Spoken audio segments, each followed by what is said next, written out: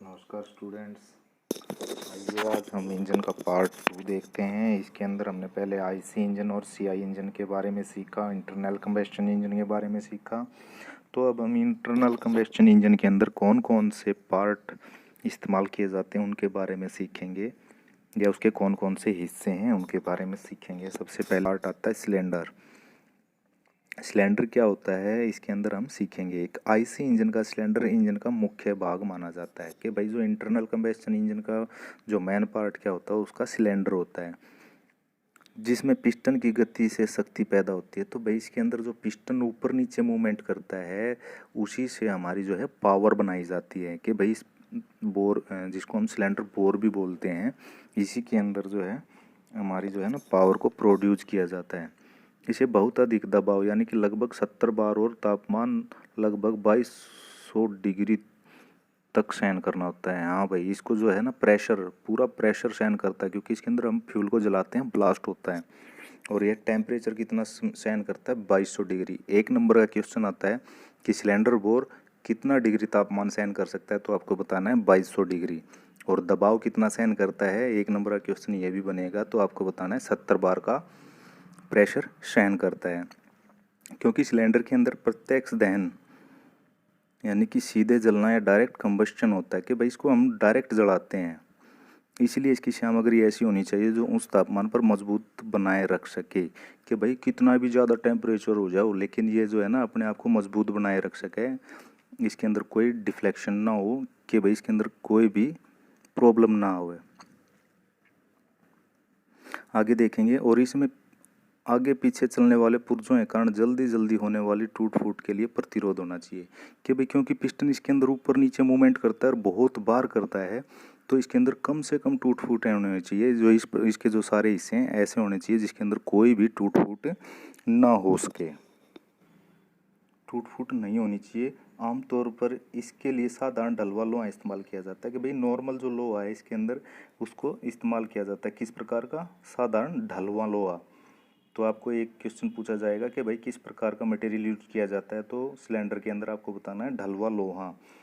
किंतु heavy duty engine के मामले में एल्यूमिनियम की मिश्रण धातु या मिश्रित धातु स्टील इस्तेमाल किया जाता है। और जो भाई ये क्या कह रहा है कि हैवी हैवी के लिए हैवी ड्यूटी जिसके अंदर और भी ज़्यादा प्रेशर बनाया जाता है, ज़्यादा देर तक काम में लिया जाता है, तो उनके लिए हमें क्या करना है? एल्यूमिनियम अलॉय यानी कि मिश्रित धातु स्टील आदि का इस्तेमाल किया जाता है। तो आप क्या याद रखना है, तो आप क्या बताएंगे कि इसके अंदर सीधी सी बात है एल्यूमिनियम अलॉय और मिश्रित धातु स्टील का प्रयोग किया जाता है। और अब हम इसका नेक्स्ट पार्ट देखते हैं, सिलेंडर हेड, जो इसके ऊपर लगाया जाता है। कि इसके सिलेंडर ब्लॉक के ऊपर सिलेंडर हेड या सिलेंडर बोर के ऊपर होता है सिलेंडर हेड।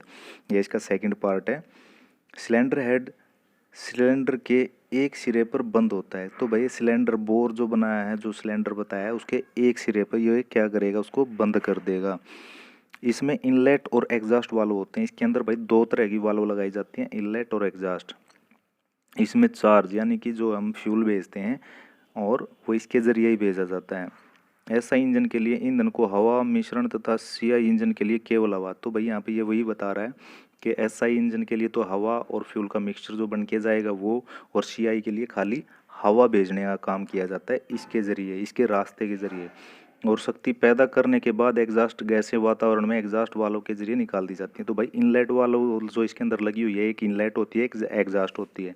इनलेट के जरिए इसके अंदर ईंधन भेजा जाता है और एग्जॉस्ट के जरिए जो जली हुई गैसें जो हमने बोर के अंदर जलाया, जो फ्यूल जलाया, उसके जलने के बाद जो धुआं या गैसें बनी उनको हम क्या करते हैं? एग्जॉस्ट वाल्व के जरिए बाहर निकाल देते हैं। तो ये इसके दो पार्ट मैन हैं। क्या? जो अभी आपने देखा सिलेंडर बोर और सिलेंडर हेड।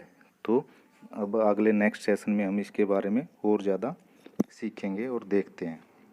हाँ, और अब इसी में हम देखेंगे आमतौर पर सिलेंडर हेड एक पीस के रूप में कास्ट किया जाता है कि भाई जो सिलेंडर हेड है एक पीस में, सिंगल पीस में बनाया जाता है। सिलेंडर हेड को एक नंबर का क्वेश्चन पूछ सकता है कि सिलेंडर हेड को कितने पीसों में बनाया जाता है या कास्ट किया जाता है, तो आप बोलेंगे एक पीस में कास्ट किया जाता है। और सिलेंडर हेड के ऊपर बोल्ट किया जाता है यानी कि उसको बांधा जाता है सिलेंडर हेड के को सिलेंडर ब्लॉक के ऊपर।